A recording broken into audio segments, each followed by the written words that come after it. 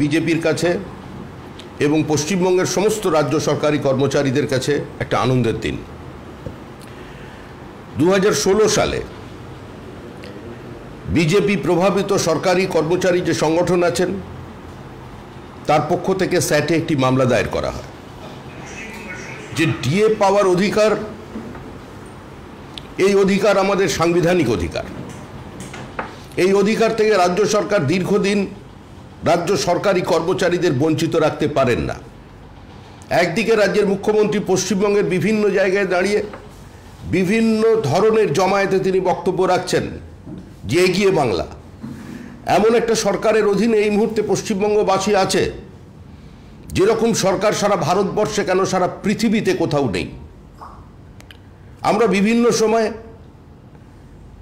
তৃণমূল কংগ্রেসের থেকে স্লোগান শুনেছি, মমতা আনবে সমতা, কিন্তু দীর্ঘ 11 বছর যাবৎ মমতা বন্দ্যোপাধ্যায় সমতা আনতে ব্যর্থ হয়েছিলেন রাজ্য সরকারি কর্মচারীদের ক্ষেত্রে। একবার স্যাট থেকে হাইকোর্ট, হাইকোর্ট থেকে আবার স্যাট, আবার একজন বিশিষ্ট আইনজীবীর তৃণমূল কংগ্রেসে যোগদান, তারপরে আবার হাইকোর্ট। আজকে মহামান্য আদালত নির্দেশ দিয়েছেন যে সম্পূর্ণ এরিয়ার দিয়ে রেট্রোস্পেক্টিভ এফেক্টে সরকারি কর্মচারীদের যে বকেয়া ডিএ আছে সেটা তাদের মিটিয়ে দিতে হবে আগামী 3 মাসের মধ্যে। মূল্যবৃদ্ধি নিয়ে যারা দিনের পর দিন মাঠে ময়দানে বক্তৃতা করছেন, যারা বিভিন্ন সময় সরকারি কর্মচারী যারা চেন্নাইতে কিংবা দিল্লিতে কর্মরত আছেন, তাদের ডিএ বেড়েছে, তারা কেন্দ্রীয় সরকারের সমান ডিএ পেয়েছে, অথচ যারা পশ্চিমবঙ্গের সরকারি কর্মচারী আছেন তারা ডিএ থেকে বঞ্চিত হয়েছেন। এই সরকার একটা অদ্ভুত আমলাতান্ত্রিক পরিবেশ তৈরি করতে চাইছে যাতে সরকারের নিজস্ব আমলাতান্ত্রিক যে মেকানিজম আছে, নিজস্ব ইনফ্রাস্ট্রাকচারের মধ্যেই সরকার ভারসাম্য রক্ষা করতে পারবে না। যারা WBCS এক্সিকিউটিভ আছেন তাদের বছরে 2টো করে ইনক্রিমেন্ট হচ্ছে। IAS IPSদের সঙ্গে WBCS এক্সিকিউটিভদের তাদের বেতন 1 পার করে দেয়া হচ্ছে। এটা কতটা ভবিষ্যতে পশ্চিমবঙ্গের এই ব্যুরোক্রেসিকে সুরক্ষিত রাখবে, না ভবিষ্যতে এই ব্যুরোক্রেসির মধ্যে এই সিস্টেমের জন্য একটা নতুন করে দ্বন্দ্ব চালু হয়ে করবে, সেটা তো সময় বলবে। কিন্তু আমরা এই মতের বা এই অবস্থানের পরিপন্থী। যদি ইনক্রিমেন্ট দিতে হয় সেটি প্রত্যেকটি সরকারি কর্মচারী তার সেটা পাবার অধিকার আছে। বিভিন্ন সময় একটা ইনক্রিমেন্ট হচ্ছে, ইনক্রিমেন্ট তো হবেই। ইনক্রিমেন্ট হওয়ার সঙ্গে সঙ্গে সংবাদ মাধ্যমে বলা হচ্ছে সরকারি কর্মচারীদের মাইনে বাড়লো। আরে যারা চাকরি করছে তাদের তো ইনক্রিমেন্ট হবেই, তাদের তো মাইনে বাড়বেই। ফলাও করে রাজ্য সরকার ঘোষণা করছে এবং কিছু সংবাদ মাধ্যম সেটাকে নিয়ে প্রচার করছে যে রাজ্য সরকারের কর্মচারীদের মাইনে বাড়লো। কিন্তু পরিস্থিতি কি দাঁড়িয়েছে? যে আন্দোলন হয়েছে, দিনের পর দিন আমাদের যে অবস্থা ছিল, সেটা রোপা অ্যাক্ট 2009 সালে যেই আইন লাগু হয়েছে সংবিধানের 309 নম্বর অনুচ্ছেদকে ব্যবহার করে, আজকে তার উপরে ভিত্তি করে আমরা দীর্ঘদিন এই আন্দোলন করেছি। 7ই সেপ্টেম্বর 2017 মুখ্যমন্ত্রী বললেন ঘেউ ঘেউ করবেন না।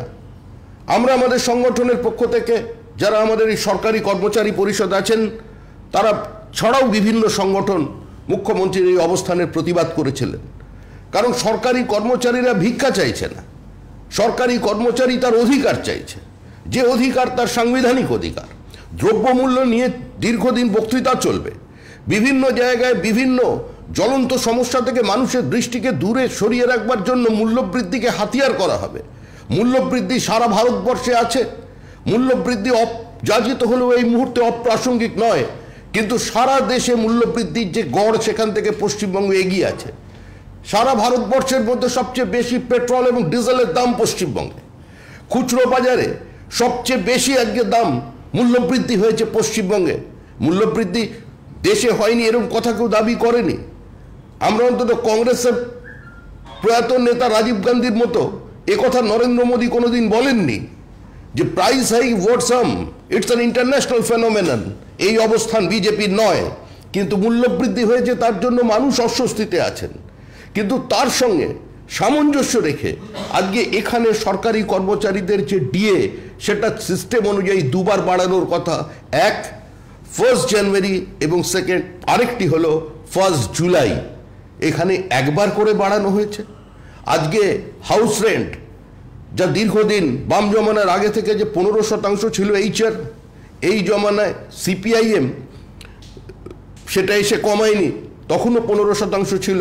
কিন্তু আজকে তৃণমূল কংগ্রেসের এই অভিনব সরকার, পৃথিবীর সেরা সরকার ক্ষমতায় আসবার পর সেই এইচআরকেও আজকে 3% কমিয়ে দিয়েছে। যাই হোক, আমরা এই অবস্থানকে স্বাগত জানাচ্ছি, হাইকোর্টের এই রায়কে। এই রায় নিঃসন্দেহে দীর্ঘদিন পরে সরকারি কর্মচারীদের ক্ষেত্রে এবং যে সমস্ত মানুষের যে কোনো সংগঠনই হোক না কেন, যাদের এই অধিকার, তাদের ন্যায্য অধিকার, সে যে কোনো রঙের পতাকা নিয়ে বা যে কোনো রাজনৈতিক মতাদর্শিক অবস্থান নিয়ে লড়াই করেছেন, তাদের জন্য আনন্দের দিন এবং তাদের পক্ষ থেকে আমরা এই রায়কে স্বাগত জানাচ্ছি। এরপরে কোশ্চেন বলছি যে এই রায় যদি গ্রহণ না করে, এর আগেও দেখা গেছে স্ট্যান্ড বলেছে, হাইকোর্ট বলেছে, ডিভিশন বেঞ্চ বলেছে, তারপরে মুখ্যমন্ত্রী দেন পাল্টা মামলা করেছে, এক্ষেত্রেও যদি তাই করেন সেক্ষেত্রে পদক্ষেপ সরকারি কর্মচারীরা যখন সংগঠন করেছেন তারা আন্দোলন করবেন, আন্দোলন চলবে, আন্দোলন বন্ধ হবে না। সরকারি কর্মচারী পরিষদ ছাড়াও অন্যান্য যত পশ্চিমবঙ্গ সরকারি কর্মচারীদের সংগঠন আছে, তারা তাদের এই অধিকার, যে অধিকার সেটা ভিক্ষা নয়, সেটা মাথা নত করে নিজেদের অবস্থানকে বিকিয়ে দিয়ে নয়, তারা সাংবিধানিক অধিকার রূপে তাদের ন্যায্য পাওনার জন্য তারা আন্দোলন করবেন, আইনি ব্যবস্থা নেবে। কোর্টে গেলে আমরাও কোর্টে যাব, যারা সংগঠনে আছেন তারা কোর্টে যাবে।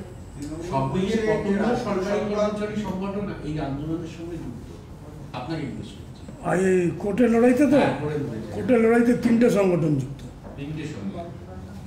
তৃণমূল বলছে যে রাজ্য সরকার তার কর্মচারীদের দাবি দেওয়ার দিকে নজর রেখেছে, কিন্তু তার একই সঙ্গে এটাও যে রাজ্যের যে বকেয়া টাকা কেন্দ্রের, সেগুলো যদি কেন্দ্র মিটিয়ে দেয়, কেন্দ্র যদি ঠিকঠাক বকেয়া দিয়ে দেয়, তাহলে আর এই ডিএ বা অন্যান্য দাবি দেওয়া মেটানোর ক্ষেত্রে কোনো সমস্যাই নেই। মুখ্যমন্ত্রী যখন ক্ষমতায় আসেন তখন কেন্দ্রে তার বন্ধু সরকার ছিল ইউপিএ 2 সরকার। মুখ্যমন্ত্রী যখন ক্ষমতায় আসেন তখন মুখ্যমন্ত্রী বকেয়ার নিয়ে কি বক্তব্য রেখেছিলেন? ক্ষমতায় আসবার 8 মাসের মধ্যে মুখ্যমন্ত্রী বলেছেন, আমি যা বলে এসেছি 80% কাজ আমি করে দিয়েছি। যে টাকা তারা বকেয়া বলছেন সেইটা তাদের দাবি। দাবি আর বকেয়া কোনোদিন এক শব্দ হতে পারে না।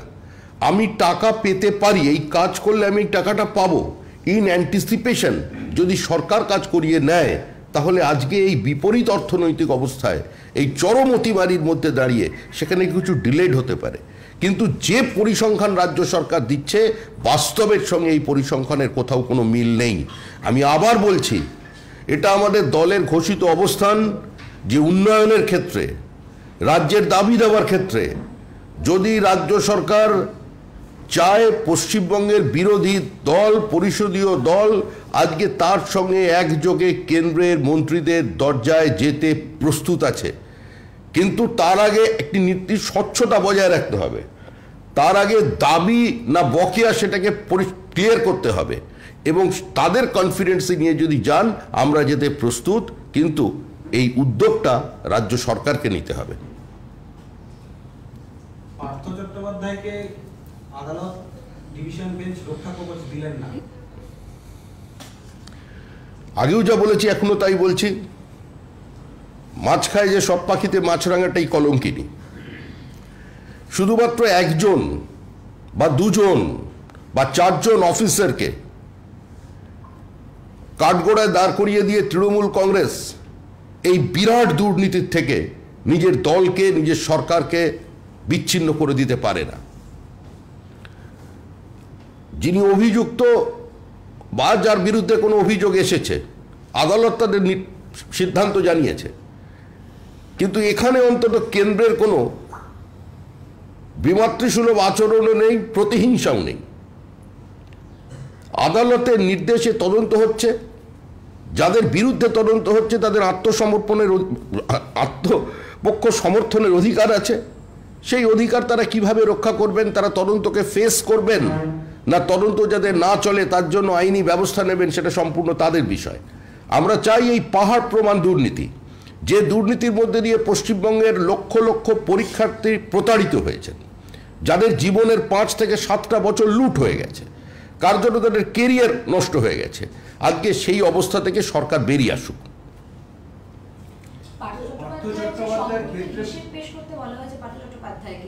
তো সেক্ষেত্রে ওরা অস্বস্তিতে পড়ছে শাসক দল, তো সিবিআই কে যে নিরপেক্ষতা নিয়ে সিবিআই নিরপেক্ষতা নিয়ে যে প্রশ্ন উঠলো, শাসক দল পার্থ চট্টোপাধ্যায়ের সম্পত্তির হিসাব তো পশ্চিমবঙ্গ বিজেপির কাছে নেই, পার্থ চট্টোপাধ্যায়ের কাছে আছে। কোর্ট যদি সেটা দিতে বলেন তিনি দেবেন কি তিনি দেবেন না, না তিনি ফার্দার কোর্টে যাবেন একমাত্র তিনি বলতে পারেন বা তার দল বলতে পারেন, এ নিয়ে আমাদের কোনো বক্তব্য নেই। কে দুর্নীতি করেছেন, কারা দুর্নীতি করেছেন, তার থেকে বড় আমাদের কাছে যে কারা প্রতারিত হয়েছেন, টাকা কার পকেটে গেছে, তার থেকে বড় প্রশ্ন হচ্ছে টাকাটা কাদের পকেট থেকে গেছে, কাদের জীবনের 6-7 বছর চুরি হয়ে গেছে, আজকে সেটা আমাদের কাছে প্রাথমিক প্রশ্ন। আর আবার বলা হচ্ছে শুধু একটা নিয়োগ শিক্ষাক্ষেত্র বলে নয়, সরকারের প্রত্যেকটি নিয়োগের ক্ষেত্রে, এমনকি WBCS এক্সামিনেশন, সেটা আজকে প্রশ্নচিহ্নের মুখে দাঁড়িয়েছে। এই কলকাতায় আপনারা সাংবাদিকরা দেখিয়েছিলেন বিভিন্ন ভিডিও ফুটেজ, যে পোস্ট গ্র্যাজুয়েশনের ক্ষেত্রে চিকিৎসক যারা হবেন সেই স্টুডেন্টরা, পিজি স্টুডেন্টরা, তারা SSKM হসপিটালে সেখানে কিভাবে গণটোকাটুকি চলেছে, সে পরীক্ষা পর্যন্ত প্রশ্নচিহ্নের মুখে দাঁড়িয়েছে। প্রত্যেকটি নিয়োগ এই সরকারের সময় আজকে দুর্নীতির সঙ্গে জড়িয়ে পড়েছে, কোনো নিয়োগ পরিচ্ছন্নভাবে হয়নি, কারণ পুরো ব্যবস্থাটাই একদম কলুষিত হয়ে গেছে, ধ্বংস হয়ে গেছে। তারা যে রাজনৈতিক সংস্কৃতি এবং যে কর্মসংস্কৃতি পশ্চিমবঙ্গে নিয়ে এসেছেন সেটা অত্যন্ত দুর্ভাগ্যজনক। যদিও এই সরকার গরিব মানুষের কথা বলছেন, মামাটি মানুষের কথা বলছেন, গ্রামে গঞ্জে গিয়ে বিভিন্ন মানুষকে মানে স্ত্রী দিতে গিয়ে শ্রীহীন করে ফেলছেন, তারা অবশ্য এখন এক্সিকিউটিভদের ওপরই বেশি বিশ্বাস করেন। মানে যারা এক্সিকিউটিভ আছেন, যারা মোটামুটিভাবে ভোটটা পরিচালনা করতে পারেন, রিটার্নিং অফিসার হবেন, তারা সমস্ত সুযোগ সুবিধা পাবেন, তাদের বছরে 2বার করে ইনক্রিমেন্ট হবে, WBCS এক্সিকিউটিভের হবে, কিন্তু তারপরের WBCS অফিসার যার ওপরেও সেই ছাপটা লাগানো আছে তিনি সেটা পাবেন না। অর্থাৎ কর্মচারী যারা আছেন, নন এক্সিকিউটিভ যারা আছেন, তারা একভাবে জীবনযাপন করবেন, তাদের ক্ষেত্রে সরকারের দৃষ্টিভঙ্গি একরকম। আর যারা এই সরকারকে বিভিন্ন সময় ক্ষমতায় টিকে থাকতে সাহায্য করবে, তাদের ক্ষেত্রে সরকার অন্যরকম ব্যবস্থা নেবেন।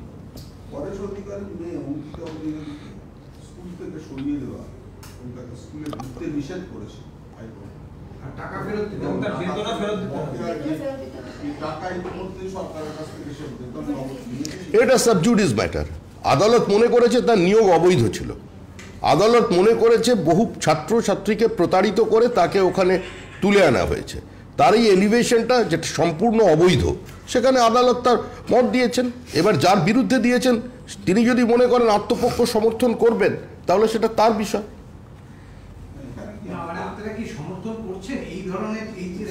আমরা তো যে কোনো ধরনের করা, এই ক্ষেত্রে আমরা কোনো ব্যাপার নয়, রাজনৈতিক দলের আমরা বলে কিছু হয় না।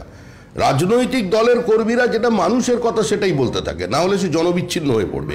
এই মুহূর্তে জনমনে প্রতিষ্ঠিত যে SSC নিয়োগে চরম দুর্নীতি হয়েছে, জনমনে প্রতিষ্ঠিত হয়ে গেছে SSC নিয়োগের দুর্নীতি নিয়ে যারা আন্দোলন করেছে তারা নিপীড়নের শিকার। জনমনে এটা প্রতিষ্ঠিত আছে যে নেতা মন্ত্রীরা বিভিন্নভাবে বিভিন্ন লোককে চাকরি দিয়েছেন এবং তাদের বিরুদ্ধে কঠোর ব্যবস্থা নেওয়া হোক। তো এটা একটা অত্যন্ত কঠিন এবং কঠোর পদক্ষেপ। সুতরাং এর আমরা তো এইটাই কথা বলছি, মানুষ যেটা বলছেন এখানে আমরা নতুন করে কিছু বলছি না, আদালত আমরা পরিচালনা করছি না। যে ছাত্রীটাকে যে মামলা করেছে বিজেপির পতাকা নিয়ে যায়নি, একজন পার্সোনালি কেসকে বসলো না, ইন্টারভিউ দিল, তার যে লিখিত পরীক্ষার তার যে র্যাঙ্কিং, সে র্যাঙ্কিং এর থেকে অনেক নিচে থাকা সত্ত্বেও সে চাকরি পেয়ে গেল। মানে কার্যত মানে গোটা ব্যবস্থাটাই আদালতের চোখেও যেটা এসছে সেটা এটা আপনারাও বলছেন যে দুর্নীতি। তারপরে আদালতের এই যে নির্দেশ, এটা এটাকে আপনারা কি সমর্থন করেন? আমরা আদালতের নির্দেশকে স্বাগত জানাচ্ছি, কিন্তু প্রশ্ন হলো যে আমরা কোনোভাবে আদালত কোনটা করবেন, আদালত কোনটা করবেন না, সেই প্রশ্ন তৃণমূল কংগ্রেস তুলতে পারে, সেই প্রশ্ন আমাদের নয়। আমরা বলছি আত্মপক্ষ সমর্থনের অধিকার সকলের থাকতে পারে, কিন্তু পাবলিক পারসেপশন এটাই যে পুরো এসএসসির এই নিয়োগ প্রক্রিয়া স্বচ্ছ নয়, আপাদমস্তক দুর্নীতিগ্রস্ত। এটা একজন দুজনের বিষয় নয়, সামগ্রিকভাবে তৃণমূল কংগ্রেস এই বিষয়টির সঙ্গে জড়িত। পদত্যাগ করা উচিত। পার্থ চট্টোপাধ্যায়ের ক্ষেত্রে বলেছেন আপনাদের পদত্যাগ করা উচিত। লাল বাহাদুর শাস্ত্রী আজ থেকে এত বছর আগে এরকম একটা দৃষ্টান্ত স্থাপন করেছিলেন। আপনি কি মনে করেন যে যে সমস্ত মন্ত্রীদের নামে এই ধরনের অভিযোগ হচ্ছে নীতিগতভাবে তাদের সরে দাঁড়ানো উচিত? নীতিগতভাবে এর আগে অনেকজন সরে দাঁড়িয়েছেন, আবার সরে দাঁড়াননি, এরকমও দৃষ্টান্ত আছে। এটা আমরা দেখছি, ওয়াচ করছি যে রাজ্যের মুখ্যমন্ত্রী কি করেন বা যাদের বিরুদ্ধে অভিযোগ তারা কি করেন, তারপরে আমরা আমাদের অবস্থান জানাবো। পরের শনিবার থেকে আবার আজকে মানে দ্বিতীয় দফায় সিবিআই ডেকেছিল জেরা প্রায় 4 ঘন্টা 4.5 ঘন্টার উপর। এখন কি তদন্তকারী সংস্থা কিভাবে তদন্ত করবে, কাকে কতক্ষণ জেরা করবে, কাকে কোন দিন ডাকবে, সেটা সম্পূর্ণভাবেই তাদের বিষয়। এ বিষয়ে যদি কোনো প্রতিক্রিয়া কেউ দিতে চায় তাহলে সেই তদন্তকারী সংস্থার কেউ বলতে পারেন। আমার এটা হচ্ছে যে তাকে মানে প্রথমে বেরিয়ে যাচ্ছিল, পালিয়ে যাচ্ছে, হ্যাঁ, তারপরে এই যে তদন্তে সহযোগিতা করা বা তদন্তে মানে সিবিআই ডাকছে, তারপর দুবার তিনি গেলেন। সম্পূর্ণ এই বিষয়টি পাবলিক ডোমেনে আছে। যে চিত্রনাট্য তৈরি হয়েছিল, দুর্বল কিনা জানি না, কিন্তু চিত্রনাট্য বেশ উপভোগ্য। কারণ একজন মন্ত্রী, তিনি বর্ধমান স্টেশন পর্যন্ত দৃশ্যমান ছিলেন, বর্ধমান স্টেশন থেকে তিনি অদৃশ্য হয়ে গেলেন। আপনারাও সাংবাদিকরা বলছিলেন বর্ধমানে আছে কিংবা কলকাতায় আছে। হঠাৎ জানা গেল যে আপনাদের সমস্ত এক্সপার্টাইজ, সাংবাদিক এবং সাধারণ মানুষ, সব কিছুকে প্রায় বৃদ্ধাঙ্গুষ্ঠী দেখিয়ে তিনি পৌঁছে গেছেন কুচবিহারে। তিনি আবার ফিরে এলেন এবং যেভাবে নিয়ে আসা হচ্ছে যেন বিরাট একটা যুদ্ধ জয় করে কেউ ঢুকছেন। তো এটা সমস্ত কিছু তো মানুষের সামনে দেখেছেন। তিনি যে ঠিক সময়ে আদালতে উপস্থিত হননি এটাও ঠিক, আবার এখন তিনি ঠিক সময় মতো যাচ্ছেন এটাও ঠিক। দুটোই সত্য, সত্যের সঙ্গে সত্যের কোনো বিরোধ নেই, বাদবাকিটা পরে যেটা আসবে সেটার উপর। এই পরিস্থিতির মধ্যেই রাজ্য সরকার আদালতকে জানালো যে মানে জানিয়েছে ইতিমধ্যে যে প্রায় 5261টা নতুন শূন্যপদ তৈরি করে প্যানেলের মেয়াদ বাড়িয়ে তার বিজ্ঞপ্তি প্রকাশ করছে। তো যে রাজ্য সরকারের এই সিদ্ধান্ত বা এই ঘোষণা সম্পর্কে বিচারপতি যেটা বলেছেন, এটা পুরোপুরি ভাঁওতা। কোনো একটা মানে আদালতের নির্দেশের ভিত্তিতে এই ধরনের কাজ করতে হবে কেন সরকারকে? যেগুলো ভুয়ো যেসব নিয়োগ হয়েছে সেগুলোকে বাদ দিলেই অটোমেটিক্যালি যারা যোগ্য তারা চাকরি পেয়ে যাবে। সরকার ফেস সেভিং করতে চাইছে, সরকার প্রকৃত তালিকা মানুষের সামনে আনতে চাইছে না। আমাদের দল হিসেবে যেটা পশ্চিমবঙ্গ বিজেপির অবস্থান, সেটা হলো এই মুহূর্তে পশ্চিমবঙ্গের স্কুল শিক্ষায় শিক্ষক, অশিক্ষক এবং গ্রুপ ডি কর্মচারী মিলিয়ে শূন্য পদের সংখ্যা 3.5 লক্ষের বেশি। যেখানে এত দারিদ্র্য আছে, কর্মসংস্থান নেই, রাজ্য অর্থনৈতিক সংকটে ভুগছে, বিভিন্ন ধরনের বক্তব্য চলছে, সেখানে এই শূন্য পদগুলো যত শীঘ্র সম্ভব নিয়োগ করা হোক। আদালত যদি মনে করে, আদালতকে তো আমরা উপদেশ দিতে পারি না, আমরা আদালতের কাছে আবেদন করতে পারি যে তারা এমন কোনো সিস্টেম কিছু একটা ডেভেলপ করুন যাতে এই নিয়োগের মধ্যে স্বচ্ছতা থাকে, দুর্নীতিমুক্ত থাকে, কোনো মেধা যাতে প্রতারিত না হয়। এই দায়িত্ব আদালত নিক, এটা আমরা চাই। শোনিতা, তৃণমূল কংগ্রেসের দাবি যে সিবিআইকে রাজনৈতিক হাতিয়ার হিসেবে ব্যবহার করা হচ্ছে। তো তৃণমূল কংগ্রেসের এই মুহূর্তে প্রতিপক্ষ কি সিবিআই? তৃণমূল কংগ্রেসের দাবি যে সিবিআইকে রাজনৈতিক হাতিয়ার হিসেবে ব্যবহার করা হচ্ছে। তৃণমূল কংগ্রেসের এই মুহূর্তে প্রধান প্রতিপক্ষ কি সিবিআই? এই স্মার্টফোনের যুগে ভোরবেলা ঘুম থেকে উঠি প্রত্যেকে একটা করে গুড মর্নিং পাঠিয়ে দেয়, ঠিক একইভাবে তৃণমূল প্রতিদিন ভোরবেলায় সমস্ত কিছুর মধ্যেই রাজনৈতিক প্রতিহিংসা খুঁজে পায়। যিনি রাজ্যের মুখ্যমন্ত্রী তিনি অতীতে কতবার সিবিআই তদন্তের দাবি করেছেন। আমরা বারবার বলেছি এটার মধ্যে কোনো রাজনৈতিক প্রতিহিংসা নেই। আসলে সিবিআই তদন্ত, ইডি, এগুলো তো সমস্ত হচ্ছে কোর্টের নির্দেশে। আদালত যদি পশ্চিমবঙ্গ সরকার প্রশাসনের ওপরে, পশ্চিমবঙ্গের পুলিশের ওপরে, পশ্চিমবঙ্গের মন্ত্রীদের ওপরে আস্থা না রাখতে পারে, তার জন্য তো আমরা দায়ী নই। যে মহামান্য বিচারক আজকে এই রায় দিয়েছেন তিনি তো বিজেপি সদস্য নন।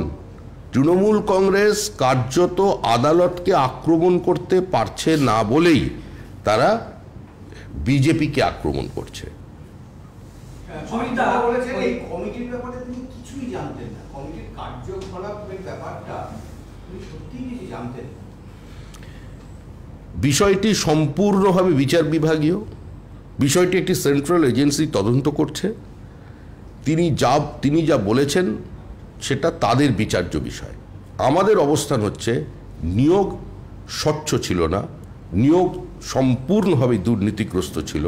শুধু পার্থ চট্টোপাধ্যায় নয়, এই বিষয়টি সকলেই জানতেন, গোটা তৃণমূল দল এবং এই নিয়োগ সম্পৃক্ত ছিল। অর্জুন সিং নিয়ে কিছু বলবেন? আজকেও কিন্তু তার সুর, বক্তব্য সেগুলো একটু অন্যরকম। অর্জুন সিং নিজেই তো সৃষ্টিমানে একটু অন্যরকমভাবেই নিজেকে এক্সপ্রেস করে থাকেন। তিনি তার মতো, তার ভাষা, তার শরীরী ভাষা সম্পূর্ণই তার নিজস্ব। অর্জুন সিং বিজেপিতে ছিলেন, বিজেপিতে আছেন, বিজেপিতেই থাকবেন।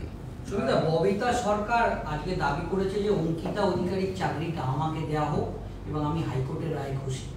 কিছু বলবেন? তিনি দীর্ঘদিন ধরে আইনি প্রক্রিয়ার মধ্যে ছিলেন, তিনি এই লড়াইটা চালিয়ে গেছেন। আজকে হয়তো তার জয় হয়েছে, সেজন্য তাকে অভিনন্দন। কিন্তু এগুলো সম্পূর্ণ আইনি বিষয়, এটা তার আবেগ, তার আবেগকে কোনোভাবে আহত করা উচিত নয়। তিনি বলেছেন, এবার যদি সেটা আইনি প্রক্রিয়ায় সম্ভব হয়, যারা চাকরি দেবেন, তালিকা তৈরি করবেন, তারা যদি মনে করবেন করলেন, তিনি চাকরি পেলে প্রত্যেকটা পশ্চিমবঙ্গের মানুষই খুশি হবেন। এবং আমরাও চাই অবিলম্বে তার নিয়োগকে সম্পূর্ণ করুক রাজ্য সরকার।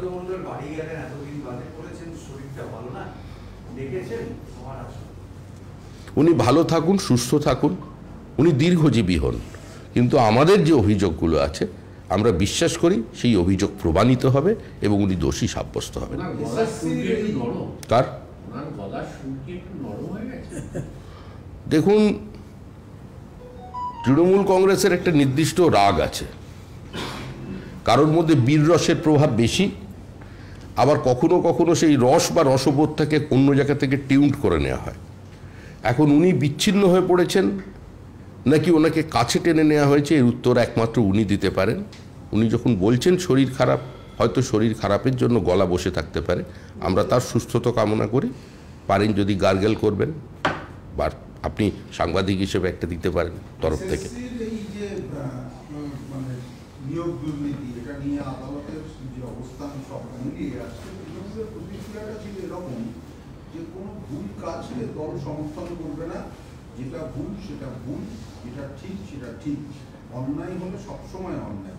তা বলে এই যে মন্তব্য, তার সঙ্গে একটা আছে যে তাহলে যারা এটা নিয়ে গলা ফাটাচ্ছেন, তাদের গলা ফাটানোর কিছু নেই, তাদের মধ্যেও অনেক এই জাতীয় দুর্নীতি আছে। কিন্তু তার আগের যে অংশটা, যেটা আমি বললাম যে আদালতের নির্দেশ সম্পর্কে তাদের আজকের প্রতিক্রিয়া হচ্ছে যে ভুল কাজকে দল সমর্থন করে না, যেটা ভুল কাজ সেটা ভুল। তাহলে স্পষ্টভাবে সেটা তৃণমূল কংগ্রেসের মুখপাত্র, নেতা, মন্ত্রী যেই কথা বলে থাকুন, তাকে এটা জিজ্ঞাসা করতে হবে যে যাদের নাম, যারা অভিযুক্ত হয়েছেন, সকল অভিযুক্ত এখন পর্যন্ত, তারা কি দোষী বলে তৃণমূল কংগ্রেস মনে করেন? তারা তাদের দলীয় অবস্থান স্পষ্ট করুন। কারণ আরেকজন ক্যাবিনেট মিনিস্টার ফিরহাদ হাকিম পার্থ চট্টোপাধ্যায়কে নিয়ে একটি সাংবাদিক সম্মেলনে কিছু মন্তব্য করবার ঠিক বিপরীত মেরুতে দাঁড়িয়ে করার পর তিনি বলেছিলেন যা সিদ্ধান্ত সেটা ক্যাবিনেটের সিদ্ধান্ত, যৌথ সিদ্ধান্ত, কালেকটিভ রেসপন্সিবিলিটির কথা বলেছে। তিনি কাউকে বিচ্ছিন্ন করতে দেননি। তাহলে কে ঠিক? আপনি যে তৃণমূল নেতার কথা বলছেন তিনি ঠিক, না ফিরহাদ হাকিম ঠিক? আগে সেটা তৃণমূলের মতো ঐক্যমত্য তৈরি করতে হবে। আপনারা তো ববি হাকিমের সঙ্গে সহমত, আপনারা মানে বিজেপিতে সহমত যে এটা কালেক্টিভ? বিজেপি সহমত। যে কোনো এত বড় সিদ্ধান্ত সেটা তো ক্যাবিনেটের সিদ্ধান্ত, এটা বিজেপির সহমত হওয়ার কোনো বিষয় নয়।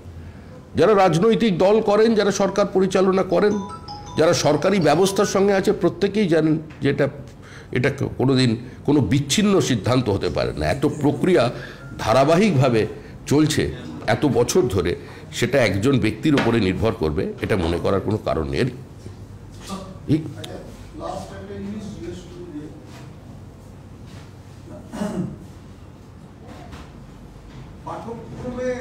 পাঠ্যক্রমে যে আরএসএস বেশ কিছু মানে পরিবর্তন আনার চেষ্টা করছে বলে এরকম একটা অভিযোগ, যে বৈদিকীকরণের অভিযোগ অতীতে উঠেছে, সেই অভিযোগ নতুন করে আবার করা হচ্ছে। কোন পাঠ্যক্রমে?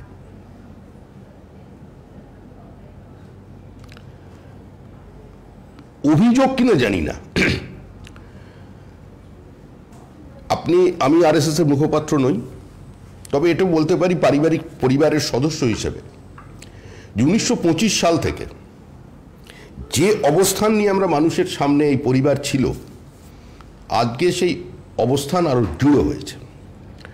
শুধু সিলেবাসের পরিবর্তন ভারতবর্ষের মতো নয়, সারা পৃথিবীর যে সিলেবাস, যা পাঠ্যক্রম, সেখানে পরিবর্তন আনাটাই এই পরিবারের এজেন্ডা। এবং 1925 সালের যে প্রক্রিয়া শুরু হয়েছিল, 2025 সালের শতবর্ষে আমি বিশ্বাস করি সারা পৃথিবীর ইতিহাসের পুনর্লিখন হবে।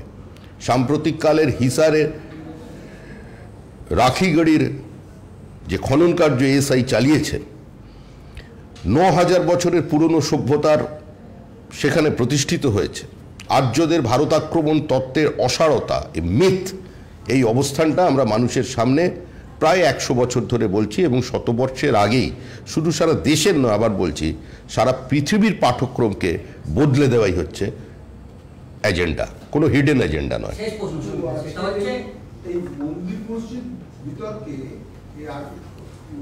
সুপ্রিম কোর্ট একটা সর্বশেষ যে এটা দিয়েছে, আজকে মামলাটা ছিল, সেখানে সুপ্রিম কোর্ট স্পষ্টই জানিয়েছে যে সমাজের স্বার্থে, বৃহত্তর সমাজের স্বার্থে শৃঙ্খলা যাতে অটুট থাকে। কারণ যে প্রশ্নটা আসছিল যে আরো 5টা মসজিদ ঘুরে দেখতে হবে, ইতিমধ্যে যে মানে আবেদনটা জমা পড়েছিল, সেখানে সেগুলো মসজিদ না, সেগুলো আসলে মানে হিন্দু মন্দির ছিল। তো এই ঘটনাটা নিয়ে যথেষ্ট উদ্বেগ প্রকাশ করে সুপ্রিম কোর্ট তার রায় বলেছে, আশ্বস্ত করে বলেছে যে সমাজের, বৃহত্তর সমাজের শান্তি শৃঙ্খলা যাতে থাকে, সেটা মাথায় রেখে সুপ্রিম কোর্টের ব্যাপারে যা সিদ্ধান্ত, যা রায় জানাবার জানা। আমি যতদূর পর্যন্ত শুনেছি, সুপ্রিম কোর্ট এই গোটা মামলাটার শুনানি নেবার জন্য কোনো ডিস্ট্রিক্ট জাজ, যে বিচারকের অভিজ্ঞতা হচ্ছে 25 বছরের, এরকম কারোর কাছে রেফার করেছেন। এখন পর্যন্ত যা এক্সকাভেশন হয়েছে বা যার রিপোর্ট জমা পড়েছে বা যে পদ্ধতিতে ওখানে শুনানি হয়েছে, সেটাকে বাতিল করে সুপ্রিম কোর্ট দেয়নি।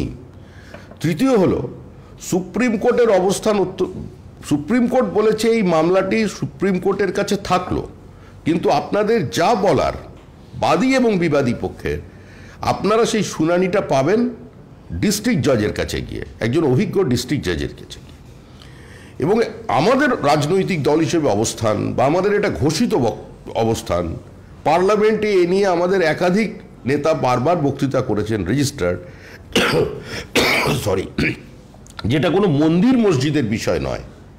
এই বিষয়টা হচ্ছে একজন ইনভেডার, বিদেশি আক্রমণকারী ভারতবর্ষের অস্মিতাকে পদদলিত করে, চূর্ণ করে যে অপমানের চিহ্নটা রেখে গেছে। আজকে যখন সংবিধান এর শাসন চলছে, আজকে যখন সুলতানি আমল নেই, আজকে যখন শরিয়তের আইন নেই, আজকে যখন আইনের শাসন প্রতিষ্ঠিত হয়েছে, সারা পৃথিবীর মতো আমরাও সেই অপমানের চিহ্নগুলোকে মুছতে চাই। সেটা হচ্ছে যে তৃণমূলের তরফ থেকে কালকে ঘোষণা করা হয়েছিল যে আজকে 4টে বেহালায় পার্থ চট্টোপাধ্যায়ের সমর্থনে ভোগ প্রতিবাদের ব্যানারে একটি মিছিল হবে। কিছুক্ষণ আগে পার্থ চট্টোপাধ্যায়ের নিজস্ব ফেসবুক অ্যাকাউন্ট থেকে জানানো হয় যে বেহালায় তার সমর্থনে ভোগ প্রতিবাদ মিছিল দলীয় কর্মী সমর্থকদের কাছে আমরা আবেদন করছি কেউ যেন এই মিছিল না করা হয়। নেটে বা রাস্তায় নেমে এই ধরনের পার্থ চট্টোপাধ্যায়ের সমর্থনে যেন কোনো মিছিল না হয়, এবং তারপরেই সেই মিছিল বদলে গিয়ে এখন 11 বছরের উন্নয়নের মিছিল শুরু হয়েছে বেহালা। তৃণমূলের ঘোষিত অবস্থান প্রত্যেকদিন এক এক রকমের থাকে। যারা অবস্থান রেখেছেন সেটা বদলে গেছেন, কারোর চাপের কাছে নতি স্বীকার করে এই এজেন্ডা বদলে গেল, মিছিলের ইস্যুটা বদলে গেল, না কেউ স্বতঃপ্রণোদিতভাবে বদলে দিলেন, এটা বিতর্কের বিষয়।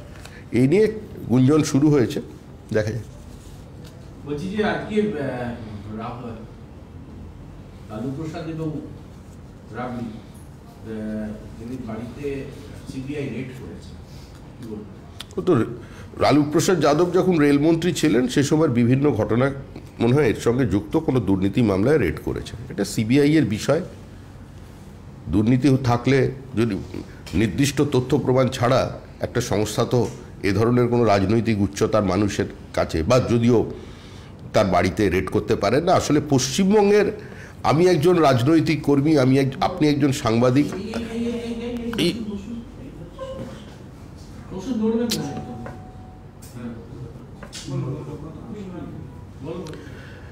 আমাদের কাছে বিষয়টি একটি ভিন্ন।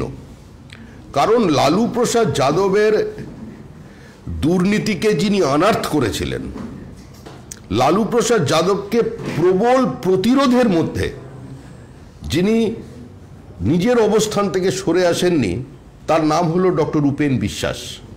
কার জন্য তিনি হিরো ওয়ার্কশিপ পেয়েছিলেন সারা দেশ জুড়ে, এবং তার সেই জনপ্রিয়তাকে পশ্চিমবঙ্গের তফসিলি সম্প্রদায়ের মধ্যে কাজে লাগাবার জন্য তৃণমূল তাকে দলে গ্রহণ করেন। তিনি নির্বাচনে প্রতিদ্বন্দ্বিতা করেন, অত্যন্ত সৎ এবং নীতিনিষ্ঠ মানুষ, পণ্ডিত মানুষ তাকে গ্রহণ করেন এবং তারপরে তাকে মন্ত্রী পর্যন্ত করেন। আজকে হয়তো উপেন বিশ্বাস সেই দল থেকে পদত্যাগ করেছেন, কিন্তু একই সঙ্গে যে মানুষ, যে রাজনৈতিক দল বা যে নেত্রী উপেন বিশ্বাসের সততার বা উপেন বিশ্বাসের ভাবমূর্তিকে কাজে লাগান, আবার সেই মামলায় লালু প্রসাদ যাদবের দিকে আঙুল তুলে বলেন যে বিজেপি এখানে প্রতিহিংসার রাজনীতি করছে বিরোধীদের দিকে, এই শত বিরোধিতারই বিরুদ্ধে পশ্চিমবঙ্গের ভারতীয় জনতা পার্টি।